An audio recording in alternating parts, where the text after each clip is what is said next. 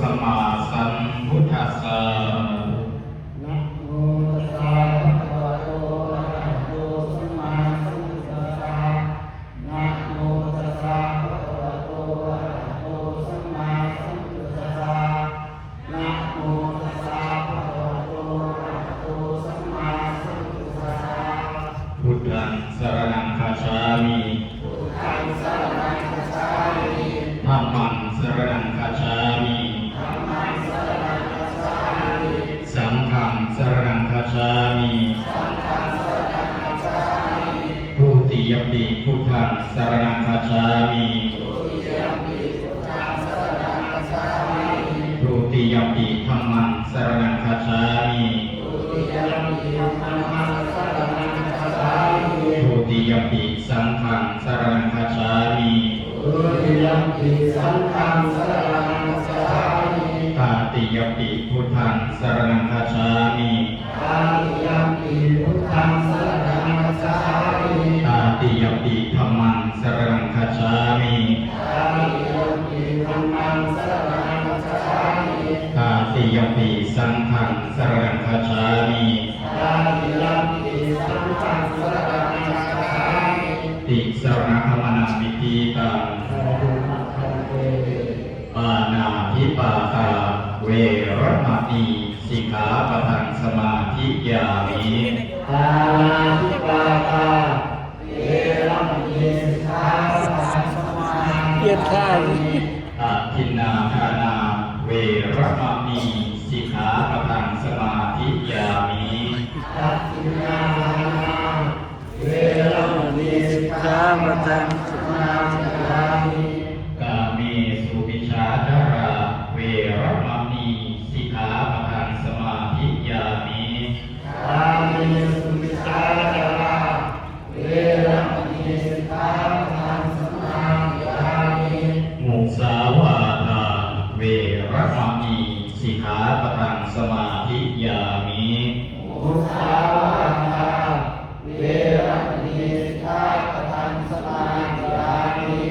สุราเมรยมัชฌปมาทฐานา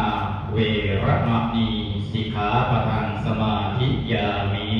สุรามิระยะมัชฌปมาทฐานาเวรมณีสิกขาปะทังสมาธิยามิ อิมาปัญจสิกขาปะทานิสีเลนะสุขติงยันติสีเลนะโภคสัมปทาสีเลนะนิพพุติงยันติตัสมาสิลังวิโสทะเยคุณเจ้าจำได้สัมปุตเราเป็นพี่น้องชาวบ้านในหมู่บ้านโดยเฉพาะนะครับพระรามการชัยนะครับเป็นที่รักและเคารพของเรานะครับวันนี้ก็เป็นโอกาสดีที่ท่านได้มีเจตนานะครับร่วมกับและพี่น้องทุกท่านนะครับที่มีใจตรงกันก็มีโอกาสได้นำความสิ่งดีๆร่วมกันในวันนี้นะครับต่อไปจะเป็นคำถวายนะครับระฆังครับนะโมสามจบก่อนนะครับเอาพร้อมกันนะครับนะโม ตัสสะภะคะวะโตอะระหะโตสัมมาสัมพุทธัสสะ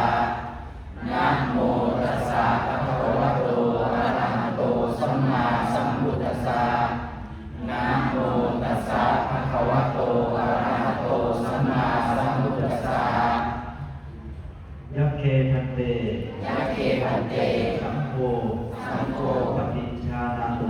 ติชานาตุเต มยังพันเต มยาพันเต เตตังคันธิน เตตังคันจิน สปะริวารัง สปาติวารัง พุทธัสสะ พุทธะ ภูชนัตยาถะ ภูชนะยา อิมัสมิง อิมัสมิง อาวเส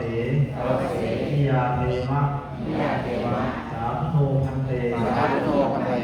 อายังพุทธัสสะ อายาพุทธสสะ ภูชนัตถายะ ภูชนะยา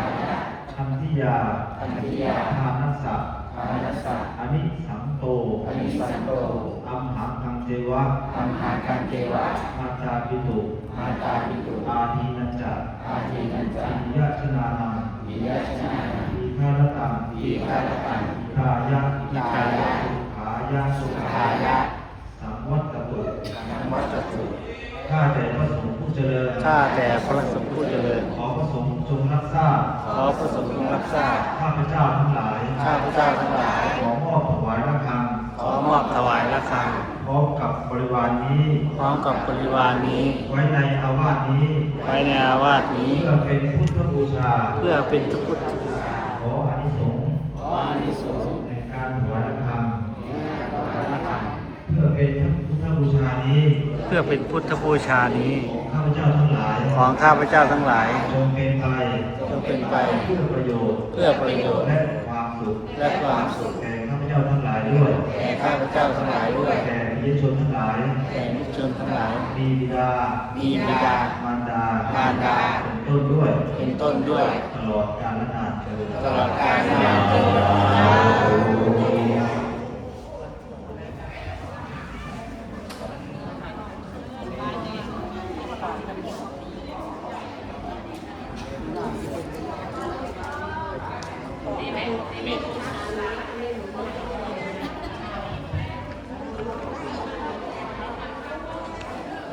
ตั้งกล้อง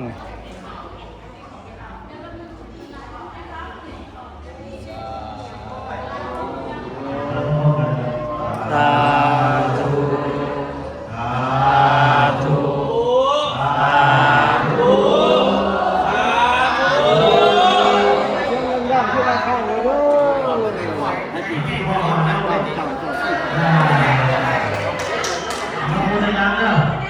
สาธุ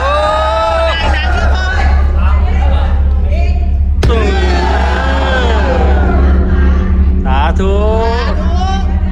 สาธุ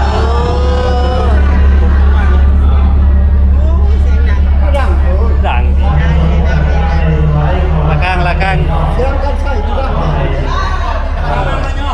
ดังเสียงดังแน่เลย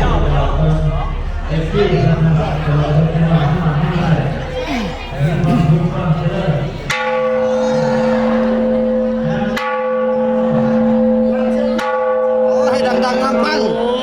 ดังปังดังปังปัง ดังปังปังเสียงดังปังปังดังคือเสียงคล้องเสียงกลองอยู่